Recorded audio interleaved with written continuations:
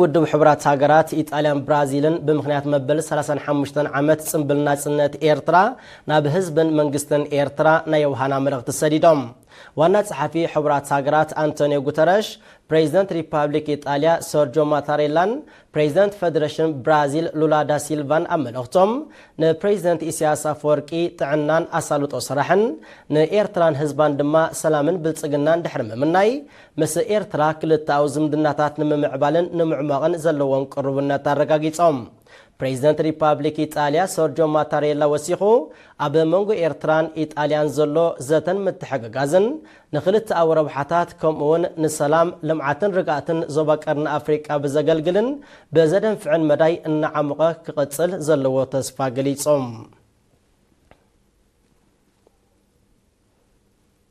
ኤርትራውያን ነበርቲ ኬንያ ግብፅን ኩዌትን መበል 35 ዓመት በዓል ናጽነት ጸንቢሎም ከካቦቱ ዝበጽሐና ሓበሬታ ብመልክዕ ጸብጻብ ተዋሂድሎ ገረ መስቀል ገረዝጌር ከቕርበዩ ኤርትራውያን ነበርቲ ኬንያ ግብፅን ኩዌትን ጽንዓትና ወሓስና ብዝብል ቴማ መበል 35 ዓመት በዓል ናጽነት ብልዑል ማዕርግ ጸንቢሎም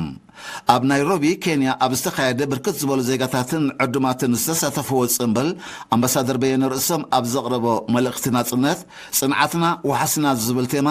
ኣብ እዋን ብረታዊ ቃልስን ድሕሪኡ ኣብ መውሓስ ልኡላውነትን ልምዓት ሃገርን ንዝተረኣየ ጽንዓት ተወፋይነትን ምኸተን ዝገልጽ ዓብዪ መድረኻዊ ትርጉም ዘለዎ ምዃኑ ብምጥቃስ ኣብ ዝቕጽል መድረኻት እውን ወሓስና ጽንዓትና ከም ዝኾነ ገሊጹ ኣምባሳደር በየነ ኣስዒቡ ናጽነትና ብደምናን ድምፅናን ስለ ዝተረጋገጸት ከምኡውን ሰውራውን ሃገራውን ክብርታት ናብ ሓደሽቲ ወለዶታት ብግቡእ ይሰጋገር ስለ ዘሎ መጻኢና ኣብ ኩሉ መዳያት ውሑስን ብርሁን ከም ዝኾነ ብምጥቃስ ንመላእ ህዝቢ ኤርትራ ኣብ ውሽጥን ወፃእን ሓይልታት ምክልኻሉን ይሃና ኢሉ እቲ ስነ ስርዓት ንሓድነት ኤርትራውያን ከምኡውን ምስ ሃገሮምን ባህሎምን ዘለዎም ጥቡቕ ምትእስሳርን ብዘንጸባርቕ ባህላዊ መሰናድኦታት ዝተሰነየ ምንባሩ እቲ ዝበጽሐና ሓበሬታ ኣፍሊጡ እዚ ከምዚ ኢሉ እንከሎ ማሕበረኮም ኤርትራውያን ኣብ ግብፂ ብተሳትፎ ሓያለ ዜጋታትን ዕድመ ዝተገብረሎምን ብ23 ጉንበት ኣብ ከተማ ካይሮ ብክብ ዝበለ ማዕርግ መበል 35 ዓመት ናጽነት ጸንቢሉ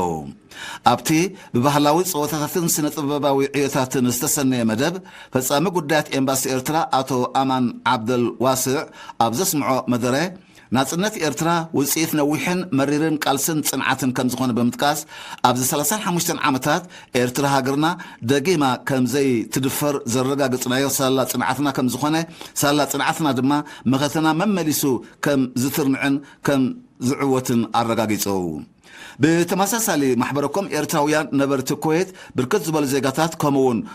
ኩዌታውያንን ኣምባሳደራት መሓዙት ሃገራትን ዝተሳተፈዎ ጽምብል ብ22 ጉንበት ወዲቡ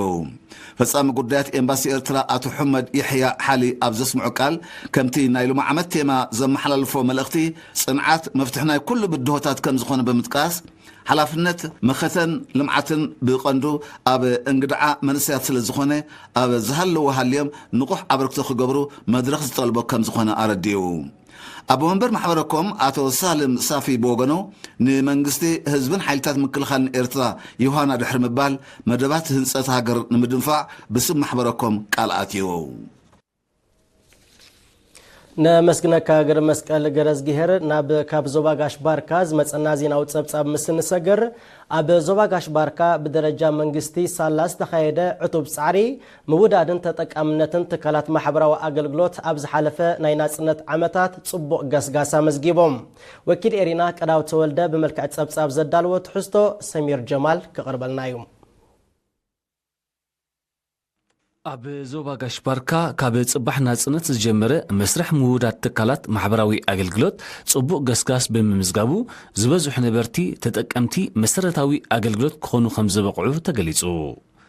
ዋና ዳይሬክተር ክፍሊ ማሕበራዊ አገልግሎት አቶ ፍራንኮ ኩባባ ንኤሪና ኣብ ዝሃቡ ሓበሬታ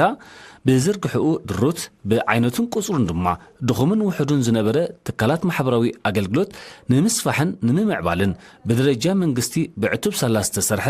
ቁጽሪ ትካላት ጥዕና 139 ቁጽሪ ትካላት ትምህርቲ ድማ 739 ብምብጽሑ ርሕብ ዕድላት ከም እተራሕወ ኣረዲኡ ቀረብ ፀዓት ንምምላእ መንግስቲ ከተግብሮም ወጢንዎም ዘሎ መደባት ኣብ መፈጸምታ ምስ በጽሑ ኣብ ሕርሻውን ዘቤታውን ጠለብ ፀዓት ዘሎ ሕፅረት ፍታሕ ክረክብ ትፅቢት ከም ዝግበር ዝጠቐሰ ኣቶ ፍራንኮ